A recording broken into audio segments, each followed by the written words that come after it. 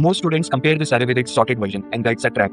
तो इस क्वेश्चन में हमें सबसे पहले इस क्वेश्चन को ध्यान से पढ़ना पड़ेगा, क्योंकि यहाँ पे हमसे डिस्टेंस पूछा गया है इस एरे का, और जो डिस्टेंस हमें डिफाइंड है वो डिफाइंड है minimum number of elements in A that must be replaced with another integer बोला है यहाँ पे।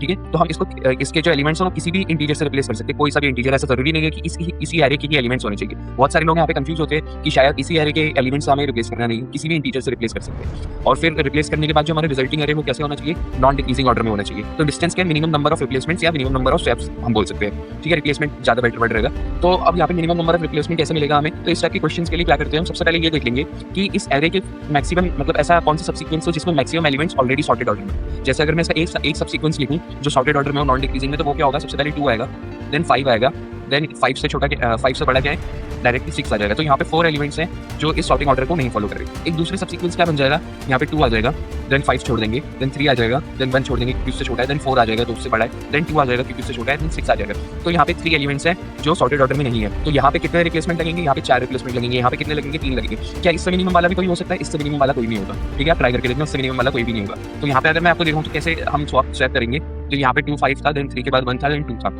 तो अब इस 5 को हमें किसी भी एक इंटीजर से रिप्लेस करना है। तो कैसा इंटीजर होना चाहिए, क्योंकि हमें एरे नॉन डिक्रीजिंग ऑर्डर में चाहिए, मतलब इंक्रीजिंग ऑर्डर में चाहिए, तो वो एलिमेंट 2 से बड़ा होना चाहिए और 3 से छोटा होना चाहिए। तो 2 से बड़ा एलिमेंट या 2 के बराबर एलिमेंट और 3 से छोटा एलिमेंट तो हमारे पास 2 ही है। ठीक है, उसके बाद सिमिलरली हम यहाँ देखेंगे तो एलिमेंट 3 से बड़ा है 3 के बराबर, या 4 से छोटा है 4 के बराबर होना चाहिए। तो यहाँ पे आपका 3 या 4 कुछ भी आ सकता है। सिमिलरली यहाँ पे 2 या 3 कुछ भी आ सकता है। यहाँ पे भी आपका एलिमेंट 4 से बड़ा और 6 से छोटा, 4 से बड़ा और 6 से छोटा होना चाहिए। तो यहाँ पे भी आपका एलिमेंट 4 या 6 कुछ भी आ सकता है। तो आपके कितने स्वैप्स लगे, 3 स्वैप्स लगे, 3 रिप्लेसमेंट लगे। तो इस एरे का डिस्टेंस क्या हो जाएगा, 3।